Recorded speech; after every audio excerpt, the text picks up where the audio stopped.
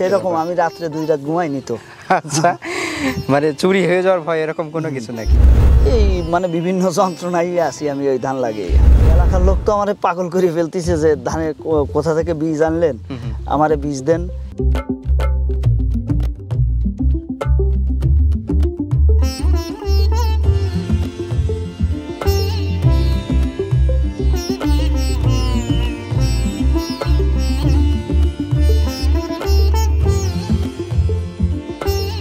আসসালামু আলাইকুম দর্শক বন্ধু, এই মুহূর্তে আমরা দাঁড়িয়ে রয়েছি হচ্ছে যশোর জেলার মনিরামপুর উপজেলার কুড়ামারা গ্রামে। আমাদের সাথে রয়েছেন সুকৃতি সরকার দাদা। আমরা আজকে আপনাদেরকে হচ্ছে একটা নতুন জাতের, একটা না দুইটা নতুন জাতের ধান ক্ষেতের পাশে নিয়ে চলে এসেছি। এখন আমরা যে ধান ক্ষেতের পাশে দাঁড়িয়ে রয়েছি, এটা কি জাতের ধান, আর উনি কেন চাষ করলেন, কোথা থেকে চাষ করলেন, কেমন ফলন পেয়েছেন, গতবারও চাষ করেছেন আমরা যতটুকু জেনেছি, এবার তিনি দ্বিতীয়বারের মতো চাষ করছেন। আমরা দাদার সাথে কথা বলবো এবং এই ধান চাষ সম্পর্কে আপনাদের একটু তথ্য জানানোর চেষ্টা করব। আশা করছি সঙ্গে থাকবেন। দাদা কেমন আছেন? ভালো। যাক, এবার দাদা সবই তো শুনলেন মোটামুটি, এখন একটু বলেন যে আপনার এটা কি জাতের ধান? এটা হলো পাকিস্তানি রড। পাকিস্তানি রড, হ্যাঁ। আচ্ছা, এটা আপনি হচ্ছে কতটুকু জায়গা জুড়ে চাষ করেছেন? প্রায় 100%। 100%। আচ্ছা, কেমন ফলন পাবেন বলে আশা করছেন? 42 শতকে প্রায় 40-45 মণ মতো আশা করছি। 42 শতকে। আচ্ছা, এখন এইটা কি আপনি প্রথমবার চাষ করছেন কিনা নাকি? গতবার চাষ করছিলাম অল্প কিছুই, এখন এই বছর বেশি করে চাষ করছি। গতবার কেমন ফলন পাইছিলেন? গতবার ফলন পাইছিলাম আপনার 42 শতকে 42 থেকে 45 মণ মতো। মানে গতবার পাইছিলেন 42 শতকে 42 থেকে 45 মণ, মানে শতকে 1 মণেরও বেশি। হ্যাঁ, ওই রকমই। আবার কোথাও 1 মণ এরকম। এরকমই। আচ্ছা, এবারও ওই রকমের একটা আশা রয়েছে তো, তাই না? হ্যাঁ, এবছর আরো বেশি ভালো হবে মনে আছে। আচ্ছা, যাই হোক, আপনার এই রড মিনিকেট ধান চাষ করে গতানুগতিক যে সকল ধান চাষ হয় আপনার মাঠে, আপনার এলাকাতে, তার সাথে যদি একটু পার্থক্য করেন, তা কি কি সুবিধা পেলেন এখানে? এখানে তো ধান বেশি হয় আপনার অন্য ধানের থেকে।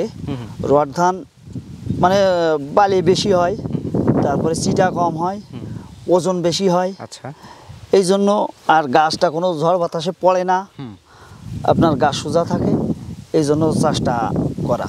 আচ্ছা, এখন যদি আমরা আপনার এই ধানের চাষাবাদ সম্পর্কে একটু জানতে চাই, আপনার বীজতলা থেকে, অর্থাৎ প্রথম যেদিন আপনি বীজ ফেললেন সেদিন থেকে ধান কর্তন পর্যন্ত কতদিন সময় লাগে এরকম হিসাব করছেন? আপনার 125 থেকে 35 দিনের ভিতরে।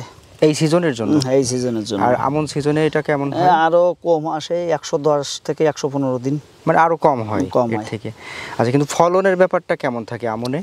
আমনে একটু কম হয়, হয়তো আপনার 42 শতকে ওই 35 মণ টন এইরকম আসে। একটু কম। তারপরে 38 মণ। আচ্ছা, তারপরেও কি আপনার মনে হয় যে এটা তাহলে 2 সিজনেই করা যাবে? হ্যাঁ, 2 সিজনে করা যাবে। অন্যান্য যে সকল ধান আপনার এলাকাতে 42% বিঘা, তাই তো?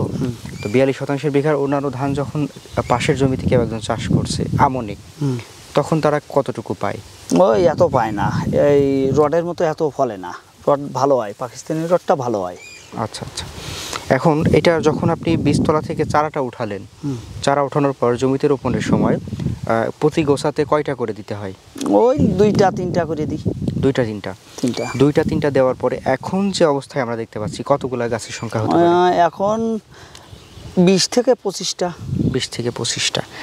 আচ্ছা, পাকিস্তানি রড মিনিকেটের ব্যাপারটা তো জানলাম, এটা ছাড়া আপনার আরও একটা ধান রয়েছে আমরা শুনেছিলাম, কি ধান সেটা? সেটা সুগন্ধি ধান। সুগন্ধি ধান। এই জাতগুলা কোথা থেকে সংগ্রহ করেছিলেন? এই আপনার ঝিনাইদহ জেলার কালীগঞ্জ উপজেলার সাহেব আলী ভাইয়ের কাছ থেকে জোগাড় করছিলাম, পাইছিলাম। এটা আপনি চাষ করে এখন কি মনে করছেন যে ধান চাষে কি আমূল পরিবর্তন আসলো কিনা? আসলো তো অনেক। হ্যাঁ, আসলো। আপনার এলাকাতে কেমন সাড়া পাচ্ছেন? এলাকার লোক তো আমারে পাগল করে ফেলতেছে যে ধানের কোথা থেকে বীজ আনলেন, আমারে বীজ দেন। এই মানে বিভিন্ন যন্ত্রণায় আছি আমি ওই ধান লাগিয়ে। আচ্ছা, আমরা যতটুকু আপনার সাথে কথা বলে জানতে পেরেছিলাম যে পাহারা দেওয়ারও বোধহয় প্রয়োজন পড়ছে, সেরকম আমি রাত্রে 2 রাত ঘুমাইনি তো। আচ্ছা, মানে চুরি হয়ে যাওয়ার ভয় এরকম কোনো কিছু নাকি? ওই রকমই। আচ্ছা, দর্শক চিন্তা করেন, আমাদের সুকৃতি সরকার দাদা, উনি হচ্ছে মনিরামপুর উপজেলার একজন বাসিন্দা এবং ওনাদের যে মাঠ রয়েছে এখানে আমরা দেখছি যে বেশিরভাগই হচ্ছে ধানের চাষটা হয়, কিছু হয়তো ঘের টের এরকম আছে।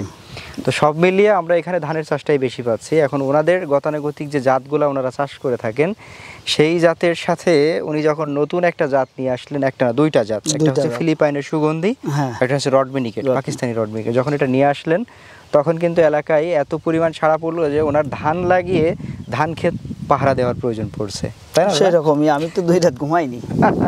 চিন্তা করেন। আচ্ছা, তো যাই হোক, এখন এলাকার লোকজন কি আগ্রহ প্রকাশ করছে এটা চাষাবাদে? হ্যাঁ, চাষাবাদে সবাই বলতেছে যে আমার বীজ লাগবে, তো তাদেরকে আপনি কি বলছেন?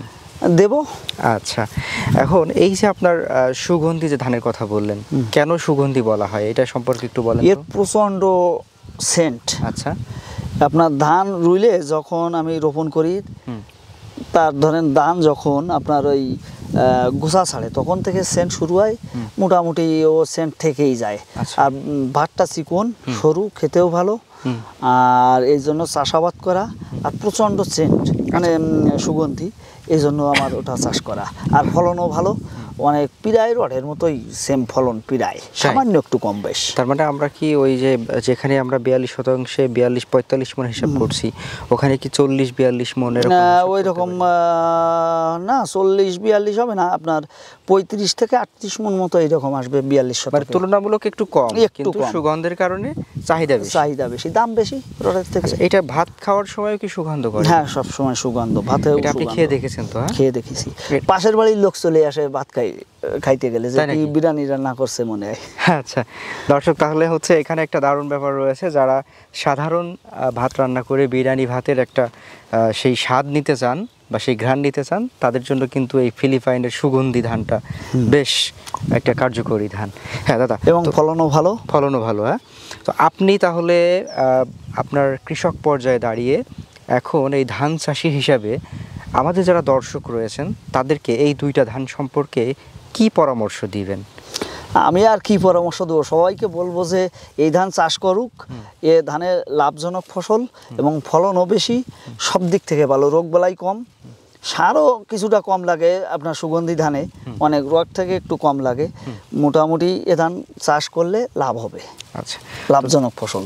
দর্শক, যারা আমাদের দর্শকরা রয়েছেন, নিয়মিত দর্শক বা নতুন দর্শক যারা ধান চাষ করে থাকেন, বিশেষ করে যে সকল নিচু এলাকাগুলো রয়েছে সেখানে কিন্তু ধানের চাষটা বেশি হয়। সিলেটের যে সকল হাওড় অঞ্চল রয়েছে বা কিশোরগঞ্জের যে সকল হাওড় অঞ্চল রয়েছে, সেই জায়গাগুলোতে যদি এই সকল ভালো ভালো জাতের ধান চাষ করা যায়, তো দাদা একটা সময় আমরা দেখেছি যে 15-20 মন করে হতো। হ্যাঁ, এরকমের কিন্তু 2-4 বছর আগেও, কিন্তু এখন ভালো ভালো জাত আসার পরে, আরো কিছু টেকনিক জানার পরে মানুষজন এখন কিন্তু 25-30 মন ফলাতে পারছে, তাই না? ওরকমই। আর দাদা যে 2টা জাত নিয়ে কাজ করছেন, নতুন নতুন জাত, এগুলা নিয়ে সেই 25-30 মনের আরো ঊর্ধ্বে, অর্থাৎ 35-40 মন 42 মন পর্যন্ত পাওয়া সম্ভব হচ্ছে। তাই কৃষক ভাইদের বলবো যে আপনারা যারা ধান চাষ করেন রেগুলার বাণিজ্যিকভাবে, যারা শুধু খাবার জন্য নয় বাজারে বিক্রির উদ্দেশ্যেও ধান চাষ করে থাকেন অনেক জায়গা জুড়ে, তাদের জন্য এই 2টা জাত খুবই ফলপ্রসূ জাত হবে, আপনারা এই 2টা জাত চাষ করতে পারেন।